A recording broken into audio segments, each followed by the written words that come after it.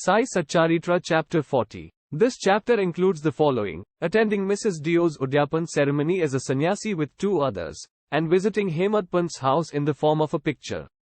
Preliminary. Blessed is Shri Sai Satcharitra, who gives his devotees instructions in both temporal and spiritual matters, and makes them happy by enabling them to achieve the goal of their life. When Baba places his hand on their heads, he transfers his powers to them and thus destroys the sense of differentiation and makes them attain that unattainable thing. He embraces devotees who prostrate themselves before him, with no sense of duality or difference. He becomes one with devotees, the way the rivers merge with the sea, and gives them his power and position. Mrs. Dio's Udyapan ceremony. Mr. B.V. Dio was a Mamladar in Dahanu, a town in the Thana district. His mother had observed 25 or 30 different vows, and an Udyapan or concluding ceremony was to be performed. This ceremony included the feeding of about 200 Brahmins. Mr. Dio set a date for the ceremony and wrote a letter to Bapusaheb Jog, asking him to request Sai Baba to attend the ceremony. He wrote that without Baba's attendance, the ceremony would not be duly completed. Bapusaheb Jog read Baba the letter. Baba carefully noted the pure-hearted invitation and said, "I always think of him who remembers me. I require no conveyance, carriage, train or aeroplane. I run and manifest myself to anyone who lovingly calls me. Write him a reply that the three of us, you, me and a third person, will attend." Mr. Jog informed Dio of what Baba said. The latter was very pleased, but he knew that Baba never went to any place except Rahata, Rui and Neemgaon in person.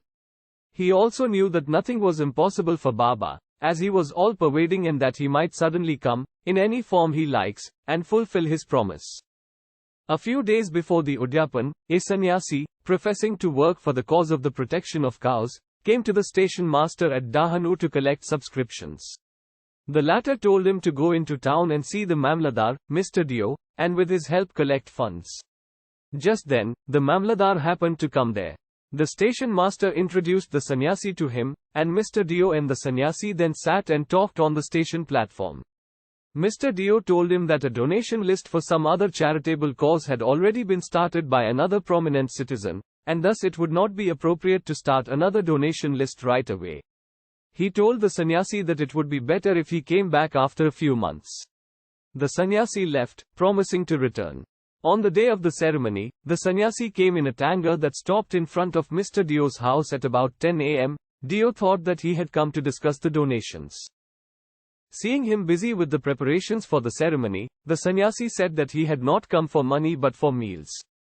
Dio said, "All right, we are very glad and you are welcome, the house is yours." The sannyasi then said, "There are two lads with me. Dio, please bring them too." As there was still 2 hours till lunch, Dio inquired where he should send for them. The sannyasi said that it was not necessary, as they would come at the appointed time. Dio asked him to come at noon. Exactly at noon, the trio arrived, had their meals and left. After the ceremony was over, Dio wrote a letter to Bapusaheb Jog complaining of Baba's breach of promise. Jog went to Baba with the letter, but before it was opened, Baba spoke. He says that I promised to come but deceived him. Inform him that I did attend his ceremony with 2 others, but he failed to recognize me. Then why did he invite me in the first place? Tell him that he thought that the sannyasi had come to ask for subscription money. Did I not clear his doubts in that respect, and did I not say that I would come with 2 others? And didn't the trio come on time and have their meals? See, to keep my word I would even sacrifice my life. I would never be untrue to my words. This reply gladdened Jog's heart, and he communicated Baba's entire reply to Dio. As soon as Dio read it, he burst into tears of joy, but he took himself to task mentally, for vainly blaming Baba. He wondered how he was deceived by the sannyasi's prior visit and his coming to him for donations, and how he also failed to catch the significance of the sannyasi's words, that he would come with 2 others for meals.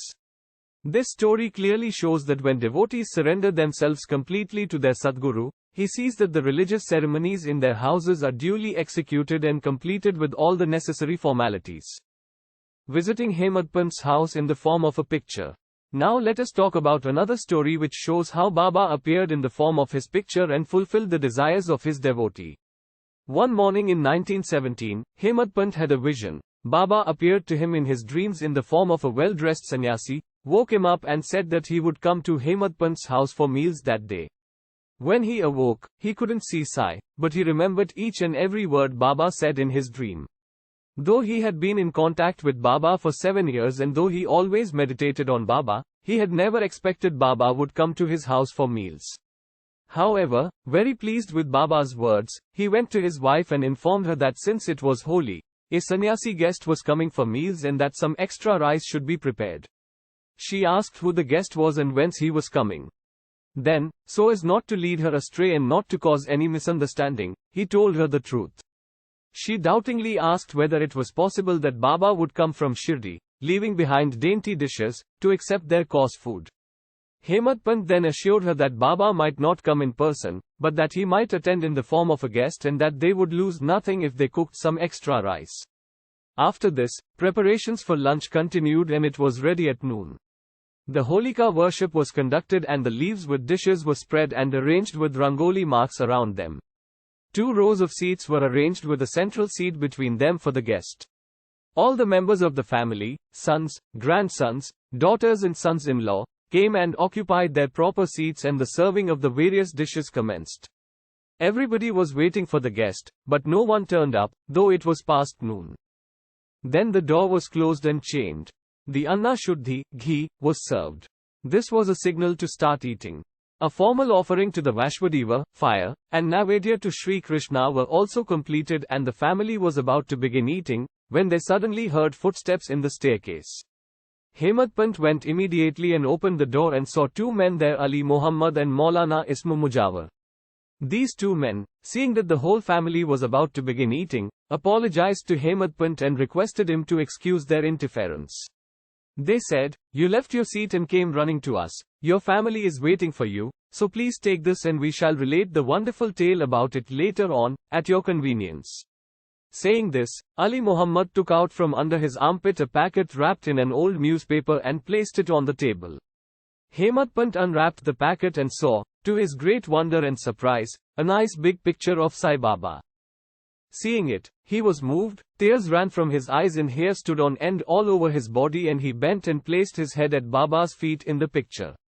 He thought that Baba had blessed him by this Leela. Out of curiosity, he asked Ali Muhammad, whence he got this picture. He said that he had bought it from a shop and that he would give all the details about it sometime later and wished that Hemadpant should go back and join his family, as they were all waiting for him. Hemadpant thanked him, bade them goodbye and returned to the dining hall. The picture was placed on the central seat reserved for the guest and after the due offering of Naivedya, the whole family began eating.